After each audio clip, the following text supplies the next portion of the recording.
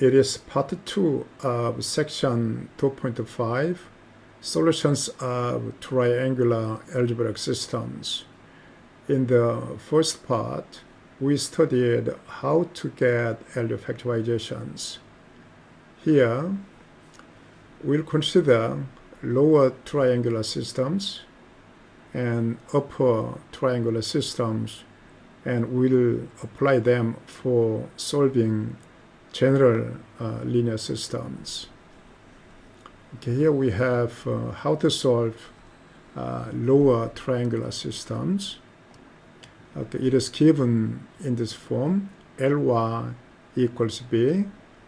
L is a non-singular lower triangular metric with the entries Lij. To solve this system, we may try to write it in detail. So row by row, from the first row times y, first row will have only L11, so that from first row, we'll have this one from left hand side, and right hand side, the first one is B1. From the second row, we have this one, two non-zero entries, and that is P2, and so on. We have these detailed equations. Now, here, yn can be obtained quite easily by dividing the equation by L11. Once y1 is known, then we can move this known value to the right side and divide by L22 to get y2. And once y1 and y2 are known, then again we move these terms to the right side and divide by L33 to get y3, and so on. So we can solve this system from top to bottom. That is called the forward. And so that along with this forward elimination, we can get the y values. Here is the forward substitution or forward elimination.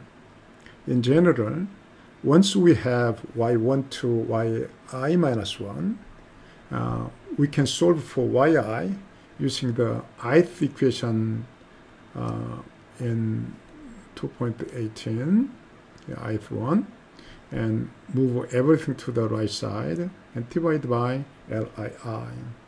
This is the expression using sigma notation. So that is the algorithm. We can implement it quite easily. Later we'll see practical implementation. How about for upper triangular systems? Consider the system ux equal y. Y is given right side, and u is non-singular upper triangular metric. So here with the entries uij. Upper triangular metric, in the first row, we have n whole non-zero entries, so that the first row will make this one, and second row, third row, and so on, so that this is last row. And that is the detail of this the system.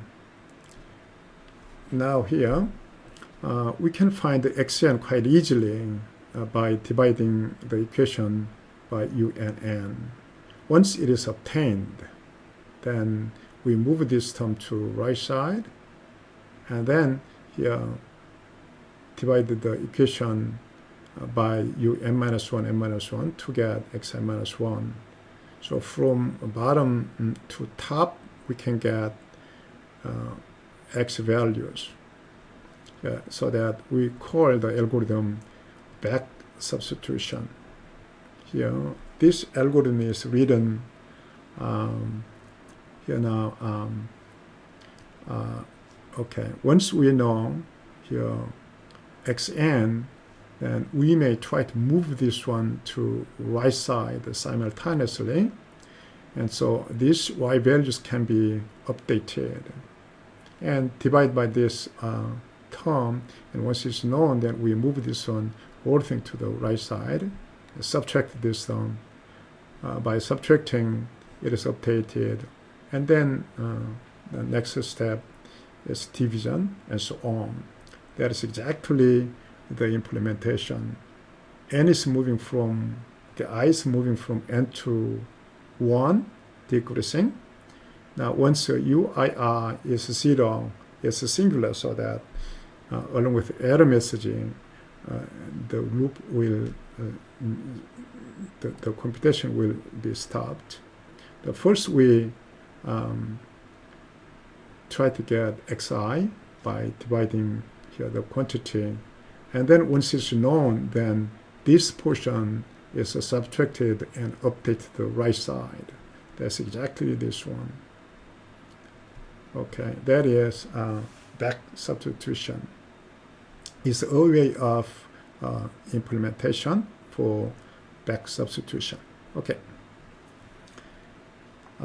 In practice, the LU factorization incorporates partial pivoting for enhanced stability. Okay, partial pivoting is now changing roles to get better stability. For example, for this metric here, 1 is the pivot.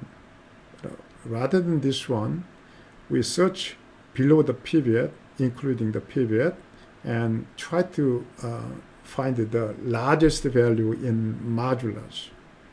So that this one is the largest one. So here we interchange row 1 and row 3, and by using this -3, now we try to here eliminate and try to get LU factorization. In this way, for each pivot, search below the pivot and select the largest value in modulus, and pivot is replaced by the largest one, and then LU factorization continues. Such a technique is called Gauss elimination with partial pivoting. Partial pivoting is defined in this way. Then you may ask, what is real pivoting or full pivoting? Full pivoting is now searching below the pivot in not only the column and row, in fact everywhere. So among every value, for instance, the pivot is here, then every value below searched, and the largest value will be selected, and row change, column change will be made, and to move that on to the pivot position. So in the case we call full pivoting. But in real life, full pivoting is complicated and very rarely used. Partial pivoting is very often used, and in MATLAB it is a default. Okay. Now we try to factorize A into here P transpose LU. That in the permutation matrix, that is a matrix which is made from identity by the interchanging rows. So it is made from the identity matrix, and it is the same as this one. Assume in the beginning we know every possible row interchange. Then first we multiply this permutation matrix, which means that the same rows of A will be interchanged. And for that, now we apply LU factorization. So that's the same idea. So in fact, if you multiply P inverse, permutation matrix has inverse and P transpose. Its inverse must be P transpose, so that exactly that one. Okay, but the equation is the same as that one anyway. Okay, L is unit lower triangular metric, and U is upper triangular metric, which is on echelon form. Once you are using MATLAB or Octave, then here you have to call in this way LUP and LU of A. Then that is exactly, now A will be obtained by using that formula. Okay, now let's try to solve AX equals B. Once you make LU factorization with partial pivoting, then A will be P transpose LU. Now to solve that one, first you can multiply P both sides, then it will disappear, and right hand side is now PB.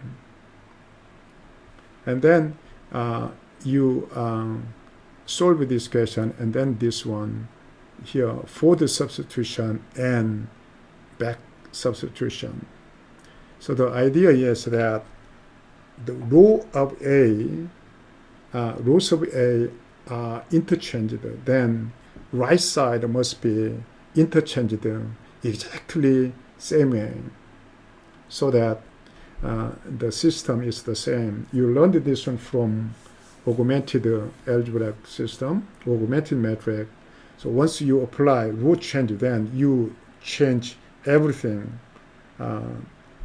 including the last column, right? So first we permit the right side vector, and then LU factorization. Okay, here use the LU factorization to solve the linear system AX equals B, where A and B are given in this way. Now we implement further substitution. That is here now. First we get the Y1 for L and B are given. Then output is Y. Y1 is obtained, and then from 2 to n we can do that operation. So that is a further substitution. And then back substitution can be obtained in this way. Earlier we saw an implementation that can be one. Now also you can implement in this way. First we do the bottom one, and then for each row from n-1 to 1 decreasing, we can do this. So it is the same result will come out.